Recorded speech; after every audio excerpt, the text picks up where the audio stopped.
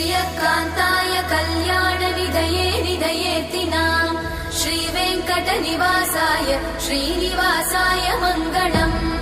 लक्ष्मी सविभ्रमालोकसुभ्रूविभ्रमचक्षुषे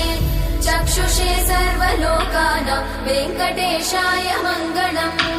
श्रीवेङ्कटाद्रिशृङ्गाग्रमङ्गलाभरणाङ्गये मङ्गलानां निवासाय श्रीनिवासाय मङ्गलम् सर्वावयव सौन्दर्य सम्पदा सर्वचेतसां सदा सम्मोहनायास्तु वेङ्कटेशाय मङ्गलम्